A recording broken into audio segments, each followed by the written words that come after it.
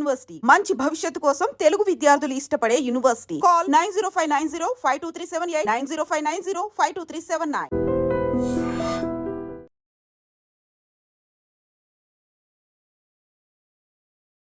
Hi, నేను మీ host Suraj మహా. April 22 పెహల్గాంలో ఏం జరిగిందో మనందరికీ తెలుసు, రైట్? 26 పీపుల్ చచ్చిపోయారు, 26 మంది చచ్చిపోయారు అక్కడ. అసలు ఇండియా పాకిస్తాన్ ఇప్పుడు వార్కి వెళ్తాయా? వార్కి వెళ్తే ఏమవుతుంది? అదే విషయం మీద చర్చించడానికి మనతో ఉన్నారు హైకోర్టు అడ్వకేట్ రమేష్ కటారి గారు. సార్ నమస్కారం. నమస్కారం. Welcome to iDream media. Thank you sir. ఇప్పుడు చూస్తే న్యూస్లో ఆల్రెడీ 10 days అయిపోయింది. ఓకే, న్యూస్లో చూస్తే ఏంటి అంతా సోషల్ మీడియా న్యూస్ ఎక్కడ చూసినా సరే వార్ అనేసి చెప్తున్నారు, రైట్? ఇండియా అండ్ పాకిస్తాన్ మధ్యలో వార్ జరుగుతుంది. అసలు వార్ జరుగుతుందా, జరగాల? మీ ఉద్దేశం ఏంటి సార్? మీరు అడిగిన క్వశ్చన్ కరెక్టే. ఇప్పుడు మీకు కావాల్సింది వార్ జరుగుతుందా, వార్ జరిగితే ఎవరికి ప్రయోజనం, వార్ జరగాల్సిన అవసరం ఎంతకైనా ఉందా? ఇప్పుడు పాకిస్తాన్కు వార్ జరగాల్సిన అవసరం ఉందో లేదో తెలియదు, కానీ భారత్కు మాత్రం జరగాల్సిన అవసరం ఉంది. ఎందుకంటే ఈ యొక్క పిఓకే, పాక్ ఆక్రమిత కాశ్మీర్ అనేది, పాక్ ఆక్యుపైడ్ కాశ్మీర్ ఏ ప్లేస్ అయితే ఉందో అది మనకు 1947లో భారతదేశము అఖండ భారతదేశంగా ఉన్నటువంటి అఖండ భారతదేశము అప్పుడు పాకిస్తాన్ ఇండియాగా మారింది. సో అప్పుడు ఈస్ట్ పాకిస్తాన్, వెస్ట్ పాకిస్తాన్ అన్నిటి మనకు ఉండేటివి. అంటే ఇక్కడ మనకు మారినప్పుడు ఈ యొక్క జమ్మూ కాశ్మీర్కు, అంటే మనకు దీనికి మనం స్టోరీ తెలిస్తే అసలు యుద్ధం జరిగితే ఎవరికి లాభము, యుద్ధం జరగకపోతే ఎవరికి లాభము అనేది మనకు తెలిసిపోతుంది. అసలు యుద్ధం జరగాల్సిన అవసరం ఎంతవరకు ఉంది అనేది కూడా మనకు తెలిసిపోతుంది. సో దానికోసం మనం ఆ యొక్క ఫస్ట్ 1947 దానిలో ఏం జరిగిందో తెలుసుకుందాం. ఈ యొక్క 1947 అయినప్పుడు ఈ యొక్క అన్నీ కూడా ఈ యొక్క అంటే రాజ్యాలుగా ఉండేటివి, భారతదేశం మొత్తం. సో స్వరాజ్యాలుగా ఉండేటివి. అప్పుడు ఆ రాజ్యాలుగా ఉన్నటువంటి ప్రాంతంలో హైదరాబాద్ కూడా ఒక ప్రాంతం ఉండేది, అలాగే జమ్మూ కాశ్మీర్ కూడా అలాగే ఒక స్వతంత్ర రాజ్యంగా ఉండేది. అంటే ఇప్పుడు భారతదేశం అఖండ భారతదేశంలో ఉన్నప్పుడు ఈ యొక్క పాకిస్తాను, జమ్మూ కాశ్మీరు ఇవన్నీ కూడా అఖండ భారతదేశం అంటాం. కానీ ఎప్పుడైతే భారతదేశానికి స్వతంత్రం ఏర్పడిందో 1947 ఆగస్టు 15 నాడు, అలాగే పాకిస్తాన్ కూడా సెపరేట్గా 14th ఆగస్ట్ నాడే ఒకరోజు ముందే సెలబ్రేట్ చేసుకుంటాం, మనకు ఆ విషయం తెలుసు. అప్పుడు జమ్మూ యొక్క కాశ్మీర్ని రాజా హరిసింగ్ అని పరిపాలించేవాడు. రాజా హరిసింగ్ పరిపాలించేటప్పుడు అతను ఎవరైతే ఉన్నారో అతనికి భారతదేశంలో ఉన్న అందరికీ కూడా సర్దార్ వల్లభాయ్ పటేల్ అప్పుడు భారతదేశం యొక్క హోమ్ మినిస్టర్ ఉండేది, అలాగే ఉప ప్రధానమంత్రి కూడా ఉండేదన్నమాట. అప్పుడు భారతదేశంలో ఉన్నటువంటి స్వతంత్ర రాజ్యాలన్నింటినీ ఇండియాలో కలపాలనే ఒక ఉద్దేశంతో హైదరాబాద్ను కలపడం చూసాము. దేశంలో అన్ని ప్రాంతాలు కలిపారు. అలాగే జమ్మూ కాశ్మీర్ని కలపడానికి కూడా వెళ్ళాడు. వెళ్ళినప్పుడు అతను అప్పుడు ఆ యొక్క జవహర్లాల్ నెహ్రూ గారు అతన్ని నియంత్రించడం జరిగింది. ఏమని, ఇప్పుడే జమ్మూ కాశ్మీర్కి వెళ్ళకండి సో అని నియంత్రించడం వల్ల ఆ జమ్మూ కాశ్మీర్ను జవహర్లాల్ నెహ్రూ నేను చూసుకుంటాను అన్నాడు. ఆ ఒక్క మాట ఇప్పుడు దాదాపు 70 సంవత్సరాలు దాటిపోయినప్పటికీ ఇప్పటికి కూడా వారు జరుగుతూనే ఉన్నది ఈ జమ్మూ కాశ్మీర్ విషయం గురించి. సో ఆ సందర్భంలో ఈ యొక్క రాజా హరిసింగ్ తను స్వయంగా నా దేశాన్ని నేనే పరిపాలించుకుంటాను, మీ యొక్క జోక్యం వద్దు అని చెప్పి అనగానే అప్పుడు ఈ యొక్క పాకిస్తాన్ రాజా హరిసింగ్ పైన యుద్ధం ప్రకటించింది. యుద్ధం ప్రకటించగానే ఆ యుద్ధంకి తట్టుకోలేక రాజా హరిసింగ్ భారత్ని ఆశ్రయించడం జరిగింది. భారత్ని ఆశ్రయించి సో ఈ పాకిస్తాన్ వాళ్ళు జమ్మూ కాశ్మీర్ని ఆక్రమించుకుంటే నన్ను బంధించడమే కాకుండా ఈ యొక్క దేశం యొక్క సంపూర్ణంగా కూడా భారతదేశంలో కలపడమే బెటర్ అన్న ఉద్దేశంతో ఈ యొక్క భారత్తోని అగ్రిమెంట్ తీసుకొని కలపడం జరిగింది. కలిపేటప్పుడు ఒక చిన్న లిటిగేషన్ ఏమైంది, 370 ఆర్టికల్ అని మనం అంటున్నాం కదా, అంటే దాన్ని స్వతంత్ర దేశంగానే ప్రకటించాలి. భారతదేశంలో ఒక జెండా, భారతీయులందరికీ ఒకటే ఐడి కార్డు ఉంటుంది. కానీ జమ్మూ కాశ్మీర్లో మొన్నటి వరకు 370 ఆర్టికల్ ఉన్నంత వరకు అంటే ఇప్పుడు 2 జెండాలు ఉండేవి. ఒకటి జమ్మూ కాశ్మీర్ జెండా ఉండేది, అలాగే భారతీయ జెండా ఉండేది. అక్కడ ఏదైతే భారతదేశం తీర్మానాలు చేస్తుంటుందో ఆ తీర్మానాలు అక్కడ అమలు అవుతూనే కంటిన్యూ అయ్యేది. అంటే ఆ విషయం అంతా కూడా అక్కడ జమ్మూ కాశ్మీర్ ఆ విధంగా కండిషన్ పెట్టుకోవడం వల్ల జమ్మూ కాశ్మీర్ విషయంలో భారతదేశము ఈ జమ్మూ కాశ్మీర్ని పూర్తిగా ఎప్పుడు కూడా తన ఆధీనంలో ఉంచుకోలేకపోయింది. ఇదే అదునుగా భావించిన పాకిస్తాన్ ఆ యొక్క యుద్ధం చేసి 1947లో యుద్ధం జరిగేటప్పుడు ఆ యొక్క పాక్ ఆక్రమిత కాశ్మీర్ అంటాం మనం, పిఓకే, అక్కడ లైన్ ఆఫ్ కంట్రోల్ అని ఉంటుంది. సో ఆ లైన్ ఆఫ్ కంట్రోల్ అంటే దాదాపు పాకిస్తాన్లో ఉన్న ఒక 30% జమ్మూ కాశ్మీర్లో ఉన్న ఒక 30-35% ఏరియా ఈ మన యొక్క లైన్ ఆఫ్ కంట్రోల్ పాకిస్తాన్ దిక్కెళ్ళిపోయింది. అంటే యుద్ధం జరిగే సందర్భంలో ఆ యొక్క అమెరికా ఇన్వాల్వ్మెంట్ అయింది. ఇన్వాల్వ్మెంట్ అయ్యి మీరు యుద్ధం చేసుకోకుంటే ఈ విధంగా అప్పుడు అమెరికా ఎవరికి సపోర్ట్ చేసింది? పాకిస్తాన్ సపోర్ట్ చేసింది. సో రష్యా ఇండియాకి సపోర్ట్ చేసింది. సో అప్పుడు యుద్ధం జరిగేటప్పుడు ఎక్కడోళ్ళు అక్కడనే ఆగిపోయింది. స్టేటస్ కో అంటారు. స్టేటస్ కో అంటే ఎక్కడ వాళ్ళు అక్కడనే ఆగిపోవాలి. సో ఎక్కడో అప్పుడు పాక్ ఆక్రమిత కాశ్మీర్ ఏదైతే ఉందో అక్కడ దాకా వచ్చినప్పుడు లైన్ ఆఫ్ కంట్రోల్ పెట్టుకొని దేశానికి లైన్ వేరుంటాయి. ఇది మధ్యలో పాక్ ఆక్రమిత కాశ్మీర్ జాగ్రత్త దట్టిన తర్వాత లైన్ ఆఫ్ కంట్రోల్ పెట్టడం వల్ల ఈ యొక్క జమ్మూ కాశ్మీర్ కొంత భాగం అక్కడ వెళ్ళిపోయింది. సో ఇప్పుడు ఎక్కడో స్టేటస్ కో అని అన్నారు కదా. సో ఎక్కడో అక్కడనే ఉండాలి కదా. అప్పుడు పాకిస్తాన్ వాళ్ళు పాకిస్తాన్ ఉండాలి, ఇండియా వాళ్ళు ఇండియా ఉండాలి. కానీ ఈ ఏదైతే పాక్ ఆక్రమిత కాశ్మీర్లో ఉందో ఎవరు కూడా కొత్త కొత్త కన్స్ట్రక్షన్ చేయడానికి లేదు, ఎలాంటి చేయడానికి లేదు. దాన్ని అదునుగా భావించి పాకిస్తాను వాళ్ళ కంట్రోల్లో ఉంచుకొని అక్కడ ఉగ్రవాద దాడులు స్టార్ట్ చేసింది. ఉగ్రవాద యొక్క ఏమంటాము వాళ్ళ యొక్క ప్లేసెస్ అంటే సో అన్ని యొక్క ఉగ్రవాదులు తీసుకుంటే మీరు తాలిబాన్స్ తీసుకోవచ్చు. సో ఏ రకమైన ఉగ్రవాదులందరినీ కూడా అక్కడనే ఈ యొక్క పిఓకేని ఉంచడం జరిగింది. అంటే పిఓకే ప్రాంతం అనేది భారతదేశానికి జమ్మూ కాశ్మీర్ దగ్గరగా ఉంది. అక్కడ నుంచి భారతదేశానికి అటాక్ చేయడం చాలా ఈజీ. సో అలాగే పాకిస్తాన్కు బాగా మనం దేశం నుంచి పాకిస్తాన్ పోవాలంటే పిఓకే దాటిపోవాలి. సో ఈ విషయంతోనే ఎప్పటికీ కూడా మనకు ఒక్క పిఓకే ప్రాంతం వాళ్ళకి ఇచ్చేస్తే మనం పోని భారతదేశం ప్రశాంతంగా ఉంటుందని అనుకుంటాం. కానీ వాళ్ళ యొక్క బుద్ధి ఏంటి? ఇట్లా కాదు, ఎప్పటికైనా జమ్మూ కాశ్మీర్ని ఆక్రమించుకోవాలా. పోనీ జమ్మూ కాశ్మీర్ని ఆక్రమించుకున్న తర్వాత ఊరుకుంటారా? అంతే కాదు, మళ్ళీ తర్వాత గుజరాత్కి రావాలి, ముంబైకి రావాలి, హైదరాబాద్ రావాలి, ఇట్లా మొత్తం ఇస్లాం మతంలో వ్యవహరింపజేయాలి. ఇలాంటి కుటిలమైనటువంటి ఆలోచనలు ఎప్పటికీ ఉన్న పాకిస్తాన్కి ఉంటాయని మనకు అందరికీ తెలుసు. కాబట్టి అప్పటికే పిఓకేని ఆక్రమించుకున్న భారత్కు ఇన్ని తిప్పలు ఉంటే రేపు జమ్మూ కాశ్మీర్ ఇచ్చేస్తే ఇంకా ఎక్కువ ఉంటాయి. సో కాబట్టి భారతదేశం యొక్క లక్ష్యం ఏంటిది? పిఓకేని ఎప్పుడైతే ఆక్రమించుకుంటామో మనం భారతదేశంలో ఉంచుకుంటామో అప్పుడు దేశంకి మన యొక్క బార్డర్ అనేది కరెక్ట్ క్లియర్గా ఉంటుంది. కాబట్టి ఈ పాకిస్తాన్ యొక్క పాకిస్తాన్ చేసేది ఏం లేదు. యుద్ధం చేస్తే పాకిస్తాన్ భారతదేశం మీద ఎప్పటికి గెలవదని అందరికీ తెలుసు. ఎట్ ద సేమ్ టైం ఇంతకుముందు పాకిస్తాన్కు వేరే వేరే దేశాలు మనం అనుకున్నాం అమెరికా కానీ వేరే దేశాలు కానీ సపోర్ట్ చేసేటి. కానీ ఇప్పుడు ఆ సపోర్ట్ చేసే పరిస్థితి లేదు. ఆర్థికంగా బాగా దిగజారిపోయింది. ఎవరు? పాకిస్తాన్.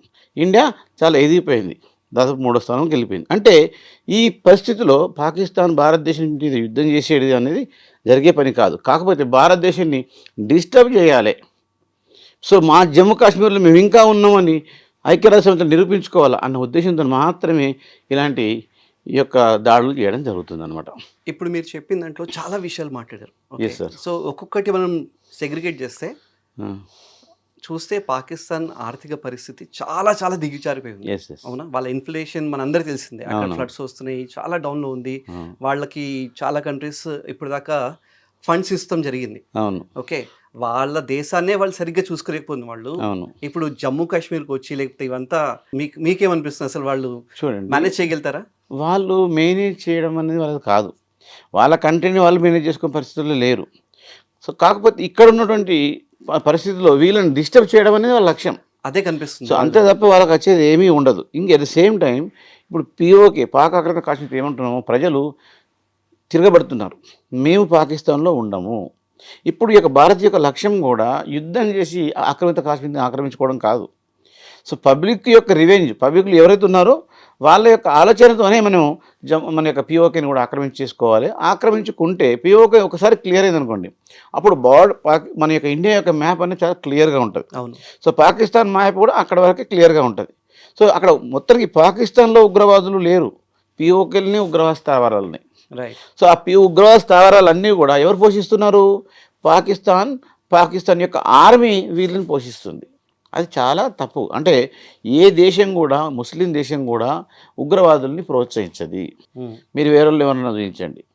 సో మీరు ఏ తాలిబాన్ వాళ్ళని చూపించండి, లేదంటే ఇంతకుముందు అమెరికా మీకు జరిగినటువంటి ఇన్సిడెంట్ చూడండి, ఎక్కడ చూసినా ఉగ్రవాదులు ముస్లిం కాని వాళ్ళు ఎవరు లేరు. కరెక్ట్. అంటే దీన్ని బట్టి అర్థమవుతుంది అంటే ముస్లిమ్స్ అందరూ ఉగ్రవాదులు కారు.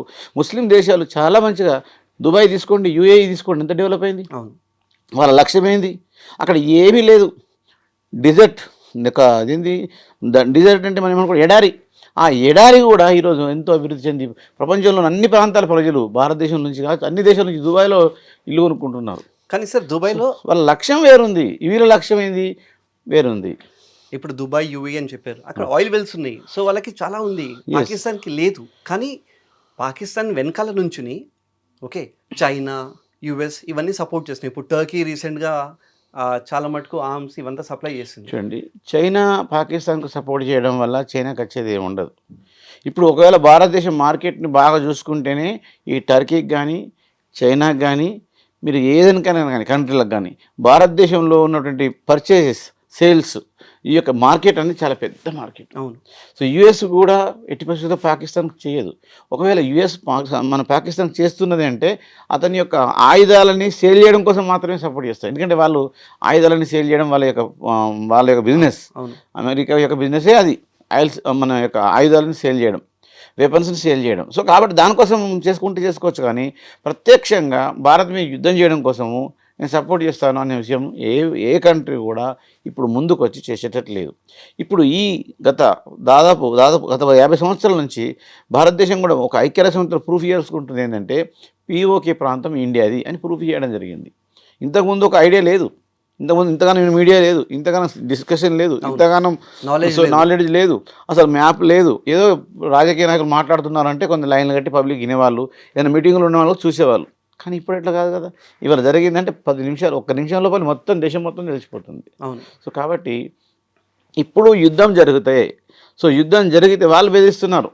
సో ఇక్కడ మా నీరు ఆపేస్తే మీ దగ్గర రక్తం ఆపేస్తాము, లేకుంటే మీ శ్వాస ఆపేస్తాము అని మన ఆర్మీ చీఫ్ అన్నాడు. సో ఇట్లా అంటే ముఖ్యం అది కాదు, వాళ్ళు భయంతో మాట్లాడుతున్నారే కానీ దీంతో కాదు. సో ఎప్పటికైనా ఈ యొక్క ఉగ్రవాదుల్ని ఎవరైతే ప్రోత్సహిస్తారో సొంతంగా పాముని పోషించినట్టు పోషిస్తే అదే ఎప్పుడో ఒకరు కాటేస్తుంది. సో అదే పరిస్థితి పాకిస్తాన్కి ఏర్పడ్డది. Correct sir. ఇప్పుడు గమనిస్తే ఓకే లాస్ట్ 10 రోజుల నుంచి అక్కడ పాక్ మీడియా, ఇక్కడ ఇండియన్ మీడియా ఓకే చాలా ఓపెన్గా స్టేట్మెంట్స్ వస్తున్నాయి. అంటే మనం ప్లానింగ్ ఏంటి ఓకే ఇదంతా మోడీ గారు ఓకే ఆయన ఎంత సీరియస్ ఉన్నారో, అసలు నిజంగా సీరియస్ ఉన్నారని కొంతమంది క్వశ్చన్స్ అడుగుతున్నారు. ఓకేనా, ఎందుకంటే ఆయన ట్రావెల్ చేస్తున్నారు మొన్న ఆంధ్రప్రదేశ్కి ఓకే ఇప్పుడు వేరే స్టేట్కి అలా వెళ్ళడం రైట్. సో అందరికి ఏంటంటే నిజంగా అంత సీరియస్గా ఉన్నారా? ఇంకో క్వశ్చన్ దాని మీదే, క్రికెట్ ఆగలేదు, ఐపీఎల్ ఆగలేదు ఓకే, సినిమాలకు వెళ్ళడం ఆగలేదు, జనాలు ఎంజాయ్ చేయడం ఆగలేదు, ఒక భయం లేదు ఎక్కడ. చూడండి, భయపడాల్సింది భారతదేశం కాదండి, భయపడాల్సింది పాకిస్తాన్. సో చూడండి, ఇంట్లో సో తను ప్రధానమంత్రి మొత్తం చేయాల్సిన అవసరం లేదు. ఆర్మీకి, ఇండియన్ ఆర్మీకి ఏం కావాలో వాళ్ళకు మీరు చూసుకోండి అని ఫుల్ పవర్స్ చేయడం జరిగింది, ఫ్రీ హ్యాండ్ చేయడం జరిగింది. సో దే డిసైడ్ అంతే. ఇంకా వాళ్ళు ప్రతిసారికి ప్రధానమంత్రి యొక్క పర్మిషన్ తీసుకోవాలని ఆలోచన లేదు.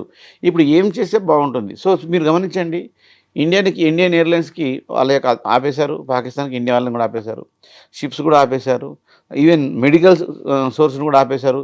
సో దాదాపు 30 to 40% of the medical emergency మొత్తం ఇండియా నుంచి సప్లై. సో ఈవెన్ మీరు గమనిస్తుంటే చాలామంది పాకిస్తానీలు ఇండియాలోనే ఉన్నారు ఇప్పటికి కూడా. సో ఇండియాలో ఉండి చదువుకుంటున్నారు, ఇండియాలో ఉండి ఉద్యోగాలు చేస్తున్నారు, ఇండియాలో ఉండి చూస్తున్నారు. అంటే వాళ్ళకు పాకిస్తాన్ వెళ్ళడం ఇష్టం లేదు. మా బ్యాడ్ లక్తో మేము పాకిస్తాన్లో పుట్టినామని అనే ఫీలింగ్ ప్రతి పాకిస్తాన్లో ఉన్న వ్యక్తికి ఉన్నది.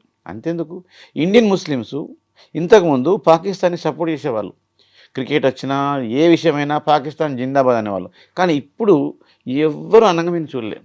మీరు ఒకసారి గమనించండి, అసదుద్దీన్ ఓవైసీ ఏమంటున్నాడు, ఇదే సమయం మిత్రమా మోడీ గారు, మీరు సమయం వచ్చింది మీరు ఇప్పుడు పాకిస్తాన్ ఆక్రమిత కాశ్మీర్ని మీరు ఆక్రమించుకోండి. సో ఏ ముస్లిం కూడా, ఇండియన్ ముస్లిం కూడా మీకు అపోజిట్ చెప్పాడు. అది హైలైట్ అండి అసలు. సో అంటే ఎప్పటికి కూడా ఇండియన్ ముస్లిమ్స్ ఇంతకుముందు పాకిస్తాన్కి సపోర్ట్ చేస్తారు అనుకుంటే ఏ ముస్లిం కూడా ఇప్పుడు మనకు పాకిస్తాన్కి సపోర్ట్ చేసే పరిస్థితి లేదు. ఎందుకు లేదు? వాళ్ళ యొక్క వ్యవహార శైలి కావచ్చు, వాళ్ళ యొక్క ఆలోచన విధానం కావచ్చు, వాళ్ళకు ఫ్యూచర్లో మంచి డెవలప్మెంట్ కావాలి, మా ఆర్థిక పరిస్థితి బాగుండాలి, పిల్లలందరినీ బాగా చదివించుకోవాలనే ఆలోచనలు లేవు. ఎంతసేపు మతం దృష్టిలో మాత్రమే ఉంటున్నారు. ముస్లిమ్స్ అంటే మతము అనుకుంటున్నారు, కానీ ముస్లిం దేశాలు ఇంకా అంతకంటే పెద్ద దేశాలు చాలా ఉన్నాయి. సౌదీ అరేబియా ఉంది. సో అలాంటి దేశాలలో ఎంతో డెవలప్మెంట్ అయిపోతున్నాయి. యుఏఈ తీసుకున్నాం, ఎంతో డెవలప్మెంట్ అయిపోతున్నాయి.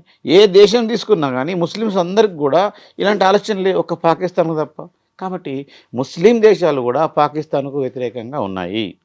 సో కాబట్టి ఈ పాక్ ఆక్రమిత కాశ్మీర్లో ఏదైతే ప్రాంతం ఉందో అది ఆక్రమించుకోవడానికి సరైన సమయం, యుద్ధం జరగాల్సిందే అని నేను కూడా ఘంటాపథంగా చెప్తాను. సో ఎందుకంటే 370 ఆర్టికల్ అయితే 370 ఆర్టికల్ రద్దు అయితే భారతదేశం ఏమవుతుందో, రక్తాలు గారిపోతాయి, దేశమంతా నాశనం అయిపోతుంది, ఇవన్నీ ఎవరు ఉండరన్నారు. అవును. ఏమైంది? ఏమీ కాలేదు. ఇప్పుడు ప్రజాస్వామ్యం స్టార్ట్ అయిపోయింది, ఎంపీలు స్టార్ట్ అయిపోయినారు, ఎమ్మెల్యేలు స్టార్ట్ అయిపోయినారు. జమ్మూ కాశ్మీర్కు 4 ఆదాయం పెరిగింది, టూరిస్టులు పెరిగినరు, దాంతోనే కదా ఆ కుళ్ళు. ఇప్పుడు జమ్మూ కాశ్మీర్కు టూరిస్టులు పెరిగి సుశాంతంగా అందరూ డెవలప్ అయితే, వాళ్ళందరికీ ఎడ్యుకేషన్ వస్తే, వాళ్ళందరికీ నాలెడ్జ్ వస్తే, రేపు పొద్దున పాకిస్తాన్ యొక్క ఎవరైతే టెర్రరిస్టులు వాళ్ళు ఇచ్చే 500 రూపాయలు, ఇచ్చే 200 రూపాయలు తీసుకోరు. వాళ్ళ సొంత నాలెడ్జ్ వచ్చింది కాబట్టి తీసుకోరు. అంతకుముందు వీళ్ళకి పేదరికం ఉంటుంది కాబట్టి ఆ పేదరికం తీసుకొని వాళ్ళు ఇంటర్ఫియర్ అయ్యేవాళ్ళు. కాబట్టి ఈ యొక్క జమ్మూ కాశ్మీర్లో ఉన్న ప్రజలందరికీ ఒక కాన్ఫిడెన్స్ వచ్చేసింది 370 ఆర్టికల్ రద్దు తర్వాత. దీన్ని డిస్టర్బ్ చేయడం కోసం మాత్రమే ఈ యొక్క పహల్గాం దాడి జరిగింది. Correct sir. ఇందాక నాలెడ్జ్ అని అన్నారు. ఎస్. ఓకే, మనందరికీ తెలిసింది ఏంటంటే చాలామంది ముస్లిమ్స్లో నాలెడ్జ్, ఆ చదువు లేకనే, ఓకే, ఇప్పుడు కూడా చూస్తే మనం మెకానిక్ షాపు, లేకపోతే హార్డ్వేర్, మొబైల్ రిపేర్ షాపు ఇలా ఉండిపోయారు. ఓకేనా? అదే ఎడ్యుకేషన్, నాలెడ్జ్ వాళ్ళందరికీ ఉంటే, రైట్, అది ఇక్కడే కాదు, ఈవెన్ పాకిస్తాన్ ఎక్కడ చూసినా సరే, ఒక ఇన్ఫర్మేషన్ వచ్చిన తర్వాత అసలు ఏది కరెక్ట్ ఏది రాంగ్ అని తెలుసుకున్న తర్వాత చాలా మటుకు మార్పులు వస్తాయనేసి మనందరికీ తెలిసిందే కదా. సో ఇప్పుడు కాశ్మీర్లో కూడా, ఈ జమ్మూ అండ్ కాశ్మీర్లో ఆర్టికల్ 370 రద్దు చేసిన తర్వాత నాకు తెలిసి అక్కడ వాళ్ళు చాలా హ్యాపీ ఉన్నారు. మన మీడియాలో కూడా చాలా చూస్తాం ఇది. సో ఇంకా ఇంకా ఇంకా వాళ్ళు చదువుకుని అభివృద్ధి చెంది, ఓకే, అసలు నాకు తెలిసి వాళ్ళే అక్కడ స్టార్ట్ చేస్తారేమో, ఇంకా మాకు అక్కర్లేదు ఇవంతా అనేసి ఇప్పుడు అంటున్నారు. ఇప్పటికే స్టార్ట్ అయింది. జస్ట్ ఈ 4-5 ఇయర్స్ లోపల నుంచే స్టార్ట్ అయిపోయింది అని అంటున్నారు. మీరు గమనించండి, ముస్లిమ్స్లల్లో 2 రకాల కేటగిరీస్ ఉంటాయి. ఉన్నత వర్గము, లోయర్ కేటగిరీ, మిడిల్ కేటగిరీ తక్కువగా ఉంటుంది. హిందువులల్లో ఉన్నత కేటగిరీ తక్కువ ఉంటుంది, లోయర్ కేటగిరీ తక్కువ, మిడిల్ కేటగిరీ ఎక్కువ ఉంటుంది. అంటే ఇక్కడ ఏమవుతుందంటే ఉన్నత వర్గాలు ఉన్న వాళ్ళు చూడండి, ముస్లిమ్స్లో ఎంతమంది డాక్టర్లు ఉన్నారు, మా కోర్టులోకి వస్తే ముస్లిమ్స్లో ఎంతమంది అడ్వకేట్స్ ఉన్నారు. వాళ్ళందరూ నాలెడ్జ్ ఉన్న పర్సన్స్. వాళ్ళ యొక్క ఆర్థిక పరిస్థితి ఏ విధంగా ఉండాలి, వాళ్ళ పిల్లలు ఏ విధంగా ఉండాలి, వాళ్ళు ఎలాంటి కార్లలో తిరగాలని ఆలోచించుకుంటున్నారు. కానీ చదువు లేకుండా పేదరికంలో ఉన్నటువంటి ముస్లిం ఏం ఆలోచిస్తుండ్రు, మతం మతం మతం అనే పిచ్చిలో పిల్లల్ని ఎక్కువ మందిని కనవాలి, భారతదేశం మీద వదిలిపెట్టాలి, దేశాన్ని నాశనం చేయాలి, 1949 సంవత్సరంలో భారతదేశాన్ని ముస్లిం దేశంగా ఇవన్నీ పిచ్చి ఆలోచనలు. అప్పటికి నువ్వు ఉంటావా ఉండవా తెలియదు. ఈ ఉన్నత దేశం బాగుంటే నువ్వు అందులో ఉంటావు కాబట్టి నువ్వు బాగుంటావు. సో కాబట్టి ఈ పిచ్చి అనేది మంచిది కాదు. నువ్వు డెవలప్ కా, నీతో పాటు నీ పిల్లల్ని డెవలప్ చేసుకో, నీ యొక్క ఫ్యామిలీని డెవలప్ చేసుకో. అందరికీ అవకాశాలు ఉన్నాయి. భారతదేశం అనేది మనం ఇంకా సెక్యూర్ కంట్రీ అని అనుకుంటున్నాం. ఇంత మంచి అవకాశం ఏ ప్రపంచంలో ఏ దేశంలో కూడా లేదు.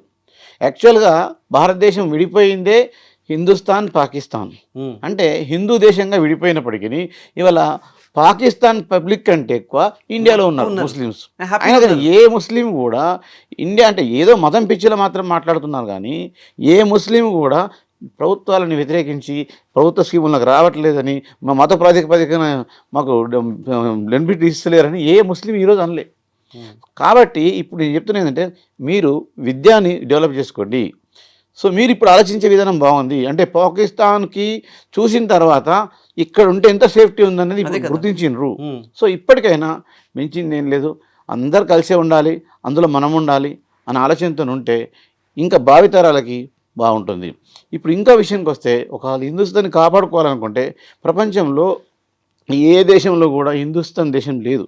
అన్ని ముస్లిం కంట్రీస్లో, క్రిస్టియన్ కంట్రీస్, హిందూ దేశం అనేది ఒకటే ఉన్నది. కాబట్టి ఈ హిందూ దేశంలో మనం కలవడానికి అవకాశం ఇచ్చినాం అన్నప్పుడు మనం ఆలోచించండి, బంగ్లాదేశ్లో హిందువుల పరిస్థితి ఏంటిది, పాకిస్తాన్లో హిందువుల పరిస్థితి ఏంటిది. మరి ఈ హిందూ దేశంలో కూడా హిందువులను లేకుండా ఏ స్థానాల్లో వచ్చి మూర్ఖత్వం కాదు. చాలా కూర్చున్న చెట్టుని నరుక్కోవడము, పనునిచ్చిన చెట్టుని కొట్టేయడం లాంటి ఆలోచన. కాబట్టి నువ్వు హాయిగా ఉండు అని మనం చెప్పచ్చు. హాయిగా ఉండు. ఎస్. మన భారతీయులు అంటే భారతదేశం ఎలా ఉంటుందంటే, వెళ్ళి ఒకళ్ళని కెలకరు. ఎస్. ఓకేనా, గొడవ పెట్టుకోరు. మోస్ట్ ఆఫ్ ద భారతీయులు కూడా అంతే. మనం కావాలని ఎవరితో వెళ్ళి గొడవ పెట్టుకోము. ఓకే, కానీ మనం ఎవరికైనా మంచి చేద్దాం అనుకున్నప్పుడు మంచి చేసేస్తాము, హెల్ప్ చేస్తాం. బంగ్లాదేశ్కి ఎంత సపోర్ట్ చేస్తాం. ఇప్పుడు ఏం చేస్తున్నారు వాళ్ళు, ఇండియా పాకిస్తాన్ మీద వార్ చేస్తే కనుక వాళ్ళు వచ్చేసి 7 స్టేట్స్ ఆక్యుపై చేసుకుంటా అంటున్నారు. ఓకే, గ్రాటిట్యూడ్ అనేది లేదు, అన్నీ మర్చిపోయి. అలానే చైనా వెనకాల ఉండి సపోర్ట్ చేస్తూ ఈ 2 దేశాలని లైక్ ఫైనాన్షియల్ వాళ్ళని బర్డెన్ చేసేసి సపోర్ట్ చేస్తుంది. ఒక విధంగా మనం ఎంత మన పని మనం చేసుకుంటూ, ఓకే, మనం ఎదగాలని చూసుకుంటూ ఉన్నప్పటికీ ఇలా 2-3 దేశాలు ఏవైతే చుట్టుపక్కల ఉన్నాయో ఎప్పుడు చూసినా తొక్కాలని చూస్తే ఎందుకు సార్ ఇలా? ఒక దేశాలే కదండి, ఎవరైనా ఆలోచన ఏముంటుందంటే పక్కని తొక్కడం వల్ల మనకేమొస్తుంది అనే ఆలోచనతోనే ఉంటాయి. సో ఇప్పుడు భారతదేశం ఇంత సువిశాలమైన దేశం కాబట్టి ఈ దేశం లాంటిది దేశంలో ఉన్నటువంటి వ్యవస్థ కావచ్చు, ఈ దేశంలో ఉన్నటువంటి ల్యాండ్ బ్యాంక్ కావచ్చు, వాటర్ సోర్సెస్ కావచ్చు, ఈ యొక్క అంత ఇన్ఫ్రాస్ట్రక్చర్ కావచ్చు, ఏదైనా కానీ భారతదేశం అనేది ఒక అఖండ దేశం. కాబట్టి ఇప్పుడు చైనా వాళ్ళ యొక్క ఆలోచన కూడా ఏముంటుంది, చైనా భారతదేశంతో ఎప్పుడు శత్రువే అయినప్పటికీ ఇప్పుడు ఈ యొక్క ఐక్యరాజ్య సమితి నిబంధనల ప్రకారం ఒక దేశం ఇంకో దేశం రావడం లేదు. రాకుండా ఉండి ఆ దేశంలో ఉన్న ప్రజలను రెచ్చగొట్టి ఆ ప్రజలు వద్దనుకుంటే ఆ దేశం వల్ల కలిసిపోవచ్చు. అంటే ఎప్పటికి కూడా హిందూ దేశము భారతదేశము ఏ చైనా దేశంతో కానీ పాకిస్తాన్తో కానీ బంగ్లాదేశ్ని కలవాలని కోరుకోదు. ఎందుకంటే భారతదేశాన్ని పరిపాలించిన 200 సంవత్సరాలు దాదాపు బ్రిటిషులు పరిపాలించారు, అంతకుముందు 800 సంవత్సరాలు ముస్లిమ్స్ పరిపాలించారు. ఎవరు పరిపాలించినప్పటికీ భారతదేశంగానే ఉంది. కానీ ఎప్పుడు కూడా హిందువులు మాత్రం ఏ మతంకి వెళ్ళిపోలేరు, అంటే పోరు, అంటే ఒక స్ట్రాంగ్ మైండ్తో ఉంటారు. కాబట్టి ఇట్లాంటి దేశాన్ని డిస్టర్బ్ చేయాలని ప్రతిసారి కొన్ని వందల సంవత్సరాల నుంచి నడుస్తుంది పోట్లాడేది. ఇప్పుడే కాదు జరిగేది. మీరు ఇప్పుడు జమ్మూ మన ఒక చైనా గురించి మనం మాట్లాడుతున్నాం. మీరు భారతదేశం బ్రిటిష్ స్వాతంత్రం రాకముందు చూడండి భారతదేశం పరిస్థితి ఏంటిది, అంతకుముందు చూడండి ఈ బాబర్ వాళ్ళు ఎక్కడికి వెళ్ళి వచ్చిండ్రు, ఏ దేశానికి వెళ్ళి వచ్చారు, అవును కదా. ఇట్లా ఎన్నో ఏ పరిస్థితులు చూసినా ముస్లిం రాజులు ఎంతమంది వచ్చి పరిపాలించారు. సో లాస్ట్ చివరికి ఇండియాలో ఉన్నటువంటి చరిత్రని ముస్లిం చరిత్రగా రాసి ఇప్పటికి కూడా పుస్తకాలలో బాబర్ అక్బర్ గురించి రాసేశారు. అంటే అయినప్పటికీ ఎక్కడ కూడా చెక్కు చెదరలేదు. చెదిరిందా? ముస్లిమ్స్ అందరూ ముస్లిం దేశంగా మారిపోయినరా? మరి కొన్ని దేశాలు కొంతకాలం పరిపాలిస్తే ఆ దేశం అంతా కూడా ముస్లిమ్స్గా మారిపోయిన చరిత్ర ఉంది, ఆ దేశం క్రిస్టియన్స్గా మారిపోయిన చరిత్ర ఉంది. కానీ ఈ 800 సంవత్సరాల నుంచి ఎన్ని పరిపాలించినా హిందూ దేశంగానే ఉంది, ఎప్పటికి కూడా ఉంటుంది. దీన్ని డిస్టర్బ్ చేస్తూ అనుకున్న వాళ్ళు మాత్రమే డిస్టర్బ్ అవుతారు. సార్ ఇప్పుడు అందరికీ తెలిసింది ఏంటి అంటే చైనా ఇట్లా ట్రై చేస్తుంది, వాళ్ళకి పడదు అనేసి. ఓకే, కానీ నా క్వశ్చన్ ఏంటంటే ఇది తెలిసినప్పటికీ ఎందుకు సార్ మనం ఎప్పుడు చైనా నుంచి ఇంపోర్ట్ చేసుకుంటాం చీప్ అనేసి ఇండియాలో అమ్ముతూ ఉంటాం? అంటే ఇప్పుడు మనకు తెలుసు ఏం కొంటున్నారు ఏం కొనట్లేదు చైనా నుంచి అంతా తెలుసు. అది మన దగ్గరే చేసుకుని అసలు వాళ్ళ దగ్గర నుంచి స్టాప్ చేసేచ్చు. ఎందుకు అంత డిపెండెన్సీ వాళ్ళ మీద? చూడండి, ఒక దేశం యొక్క అవసరాలు ఇంకో దేశానికి ఎప్పటికీ ఉంటాయి. మీరు ఇంతకుముందు టిక్ టాక్ అనేది ఉంది, ఇప్పుడు ఉందా? లేదు.